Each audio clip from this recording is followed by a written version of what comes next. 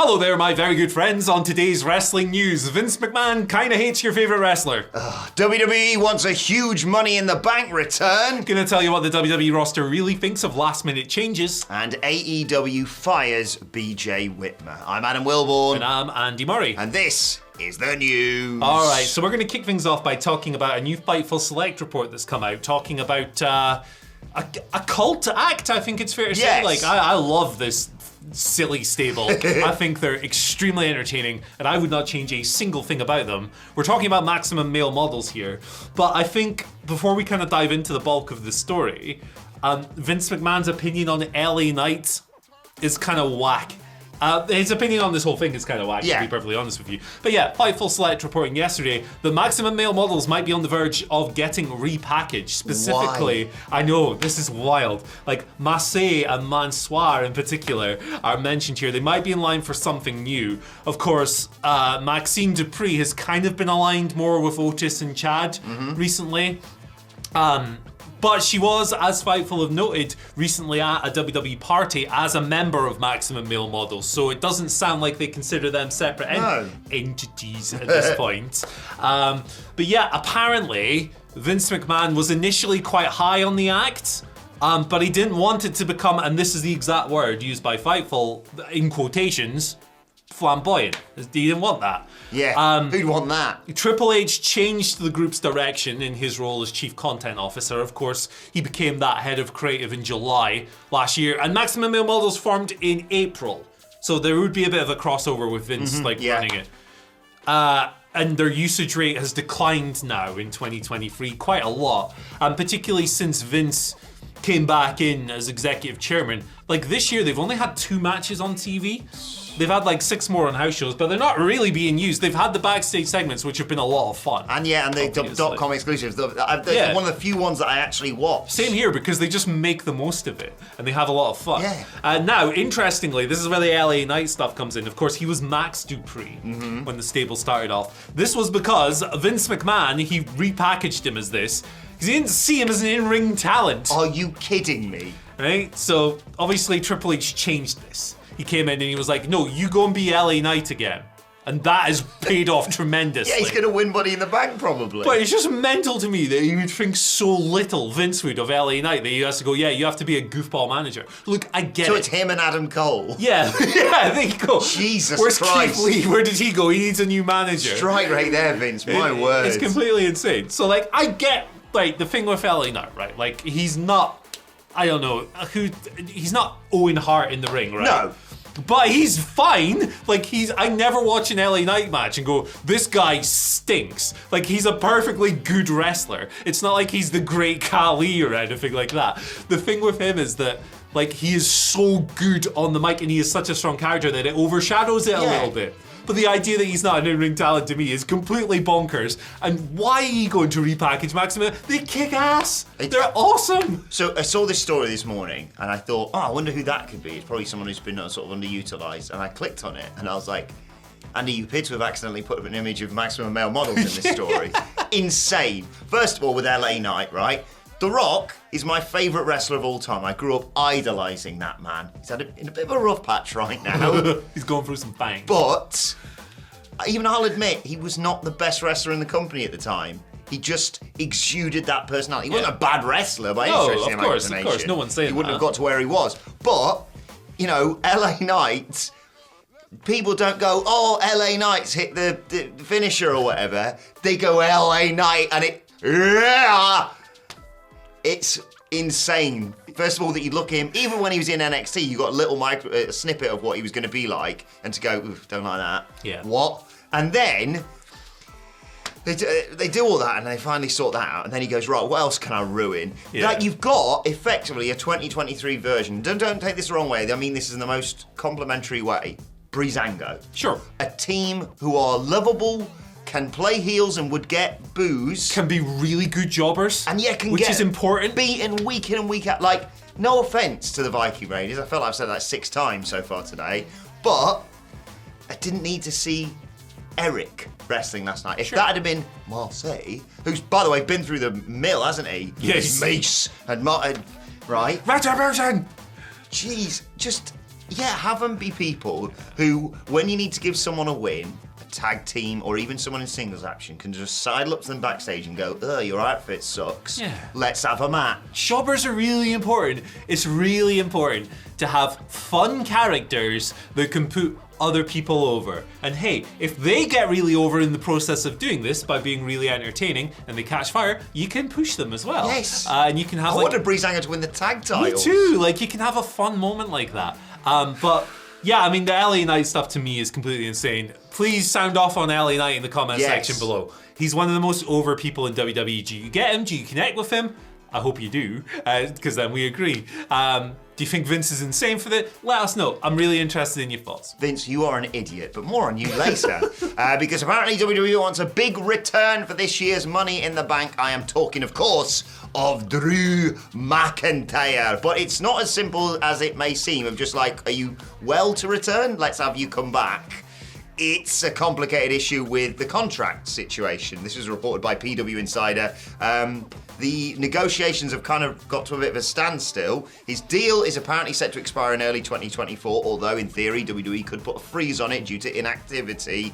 No word on whether that's the case or not. Apparently, according to PW Insider, McIntyre won't come back to the company until he reaches an agreement with the promotion on how he's going to be used going forward. In Drew's eyes, he's proven his worth, and I can't really disagree with him there. Yeah. And he wants to be ensured he is positioned in important storylines.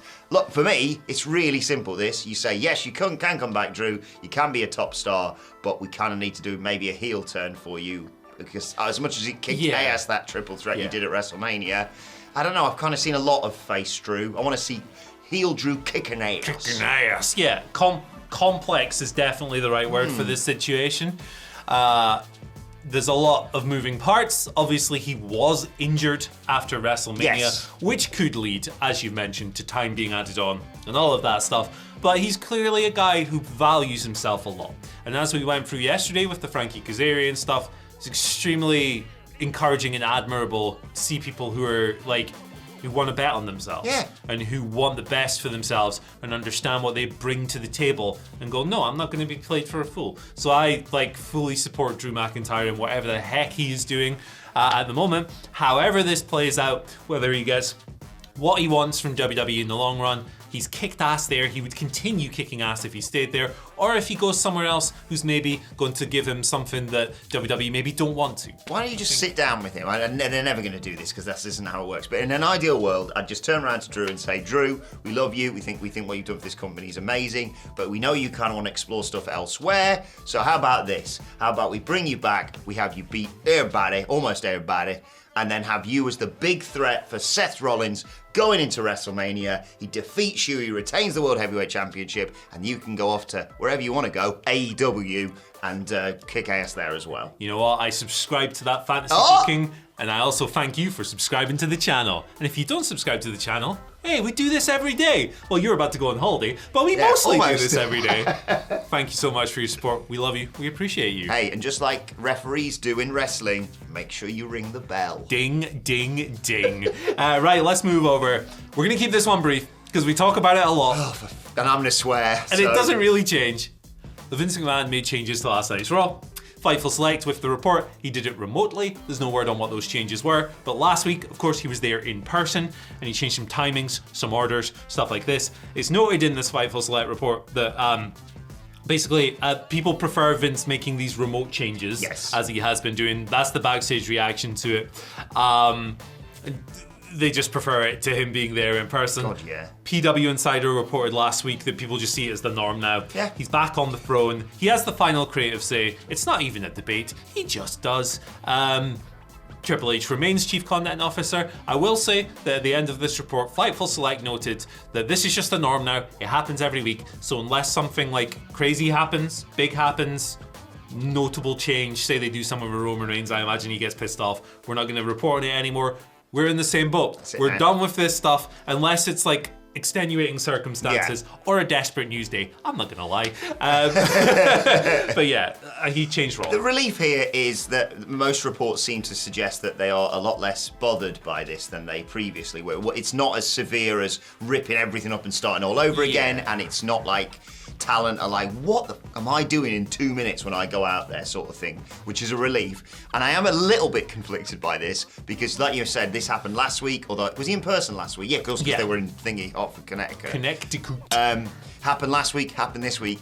There's been 2 really good Raws, so I can't really go two-footed in on it too much, but still. It's the possibility, isn't it? It's the possibility that he might come up and just rip it to pieces or whatever. But hey, it's just the same thing every week at this stage. So unless something huge happens and it's worth talking about, we're done. Right, we're moving on to our final story now, and I'll remind you that you can skip ahead with the timestamps in the comments section, or in the description, below, because quick content warning for you, this story is going to contain domestic violence and abuse. Because AEW has severed ties with producer BJ Whitmer following the former Ring of Honor wrestler's arrest on domestic violence charges. Fightful reporting this. Whitmer, 45, was arrested in Boone County, Kentucky on the 4th of June, and subsequently charged with strangulation in the 1st degree and burglary in the 2nd degree. He's basically accused of choking somebody to cause an injury and committing non-residential burglary. AEW released this statement: BJ Whitmer has been terminated following his arrest on domestic violence charges, while talent and staff are ultimately responsible for their own personal actions. This behaviour is intolerable within AEW. AEW has reached out to offer support to those impacted by his behaviour. Yeah, I'm glad not only have they acted and let him go, I'm glad that they've reached out to the people potentially harmed by this situation. That's who my thoughts are with when it comes to situations like this. I don't really have a whole lot more to add. I'm glad that the company has acted. Horrendous allegations, of course, and my thoughts and support go to the people who are on the receiving end of these alleged acts. Indeed. Right, let's move on to your Twitter questions at WhatCulture WWE. Of course, if you want to get in touch with us, or the YouTube community page as well. First question today comes from Scoob Jones, who's playing Scoob Jones even. Scoob Jones, I like it. Who's paying very close attention to the main event last night. Yeah. He writes, "Good morning, gents. Even though Wilborn isn't there." Oh. Last day, Scoob. Don't worry.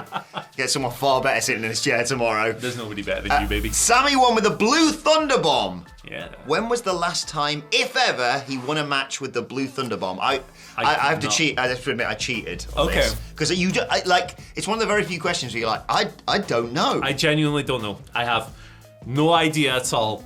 You could tell me it was last year, you could tell me it was 10 years ago, and I would be surprised by both, so hit me with it. It was last year. Wow, okay. I believe, according to Wrestling Humble on Twitter, he's beaten one person twice with it. Oh. Can you think of who that may be? Absolutely not. Major star within WWE. Nope. It was one AJ Styles. AJ Styles' Achilles heel is the Blue Thunder Bomb. So he lost in December of 2022 to that, involved in a load of bloodline shenanigans and distractions and what have you. And he also beat him back in 2016 on SmackDown with the Blue Thunder Bomb. He hates blue things, doesn't he, AJ Styles? I bet he loves the Smurfs. Absolutely cannot stand those wee blue buggers. Oh, gosh. And he hates bombs because they're round, which is not what the Earth is. Yeah, come on. God. You're going to get them now. There we go. Comment sections firing up, baby. The magic of the Blue Thunder Bomb and the magic of Sami Zayn is that I bite every single time he hits it. I was absolutely jazzed when he won with it. I was like, okay. Riddle comes out, Gunther, Blue Thunder Bomb. I was like, okay, kick out, maybe stunner, haluva kick to Ludwig Kaiser. And 1, 2, 3, and I was genuinely like, ah! I was like a child all over again. I love it. It was great. I love it when people win with signature moves and different moves and stuff. It's really cool. Really cool. If you want to know more of our thoughts on that, What Culture Wrestling podcast, wherever you get your podcast from. And of course, Miller will be here later on today with his ups and downs. That's when you'll be talking about stuff like this? Yes. New belt. New belts. New belt. Every single bloody week. It's like Tony Khan announcement, this. Actually, speaking of Rhea Ripley, nice work, Andy. Hey. Stella says, morning, guys. Since Rhea Ripley's reign has been so dominant, do you think we'll see the first failed Money in the Bank cash-in by a woman? Of course, 100% success so far. Yeah, I really do hope they do something interesting with the women's Money in the Bank cash-in. I can't call it. What was the like? It's like every year it's just like an on the night or a really quick.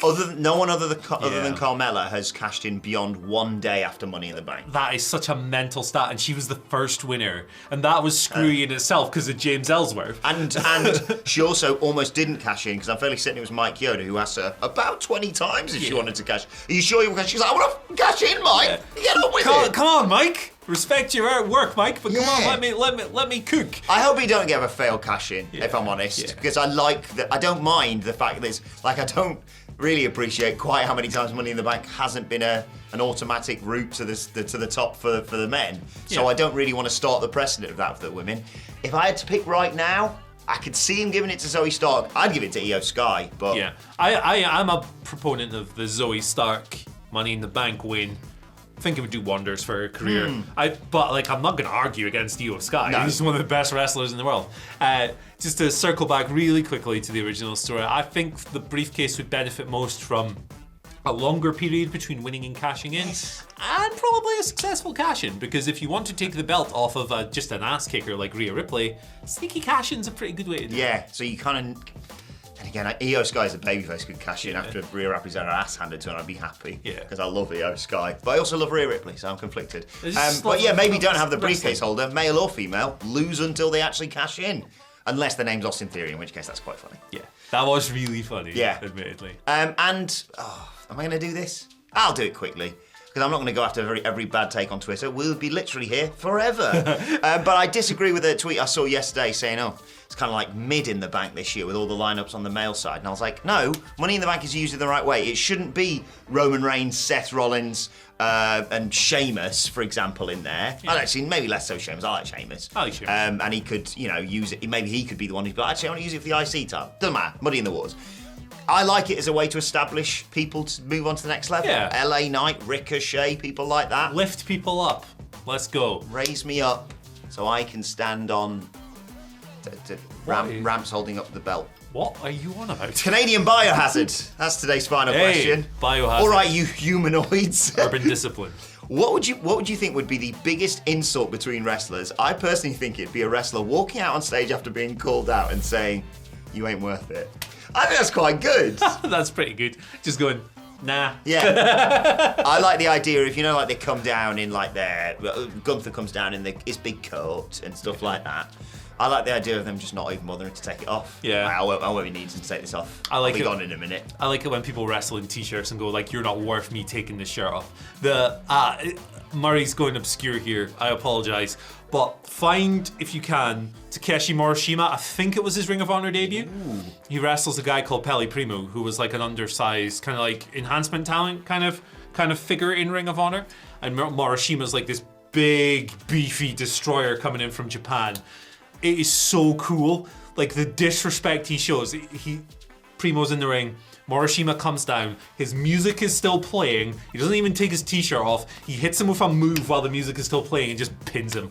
So disrespectful. It's awesome. And then he fights Samoa Joe later on the card. And it's just such today. That sounds good. It's such a good first night. I don't remember the show name, but find that. That's my answer. It's like, you're not worth it. I'm not even waiting for the music, brother. You're done.